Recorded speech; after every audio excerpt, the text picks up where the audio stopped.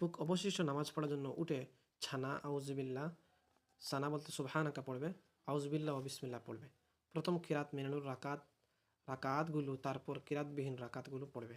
অর্থাৎ প্রথমে কিরাত মিলানোর রাকাত পড়বে, অর্থাৎ প্রথম রাকাত যে ছিল আপনার প্রথম রাকাত শুরু, আপনি যে দাঁড়ালেন আল্লাহু আকবার বলে, এখন আপনার প্রথম রাকাত শুরু, তারপর কিরাতবিহীন রাকাতগুলো পড়বে। ইমাম যে সূরা কিরাত পড়েছেন তার সঙ্গে তারতিব রক্ষা করা মাসবুকের জন্য জরুরি নয়। অর্থাৎ ইমাম সাহেব যে সূরা পড়েছেন আপনি তো সূরা জানেনই না, আপনি কোন সূরা পড়বেন, তাইলে এটা জরুরি নয়। মাসবুক এক রাকাত ছুটে গেলে কি তা কীভাবে পড়বে?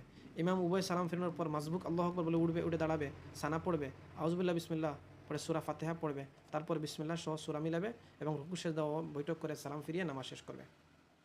বুঝলেন? উভয় সালাম ফেরানোর পর মাসবুক ব্যক্তি যে নামাজ ছুটে গেছে তার এক রাকাত, সে আল্লাহু আকবার বলে দাঁড়ায় সানা পড়বে, আউযুবিল্লাহ বিসমিল্লাহ পড়ে সূরা ফাতিহা পড়ে সূরা মিলাবে। মাসবুক দুই রাকাত ছুটে গেলে তা কীভাবে পড়বে? ইমাম উভয় সালাম ফেরানোর পর মাসবুক আল্লাহু আকবার বলে উঠবে এবং পূর্ববর্ণিত নিয়ম রাকাত আদায় করবে। 3 রাকাত বিশিষ্ট নামাজ হলে বৈঠকে শুধু তাশাহুদ পড়বে। আর 4 রাকাত বিশিষ্ট নামাজ হলে বৈঠক না করে দ্বিতীয় রাকাতের জন্য উঠবে এবং রাকাত সানা ব্যতীত বিসমিল্লাহ সূরা ফাতিহা রাকাত সূরা মিলিয়ে সাদা বৈঠক শেষে সালাম ফিরাবে। মাসবুক 3 রাকাত ছুটে গেলে কীভাবে পড়বে? মাসবুক যদি ইমামের সঙ্গে 1 রাকাত পায়, 3 রাকাত না পায়, তাহলে ইমামের উভয় সালাম ফেরানোর পর উঠে পরবর্তী নিয়মে প্রথম রাকাত পড়বে এবং বৈঠক করে দ্বিতীয় রাকাতের জন্য উঠবে। দ্বিতীয় রাকাত সূরা কিরাত মিলাতে এবং বৈঠক না করে তৃতীয় রাকাতের জন্য উঠবে। তৃতীয় রাকাত সূরা ফাতিহার সঙ্গে কোনো সূরা কিরাত মিলাবে না।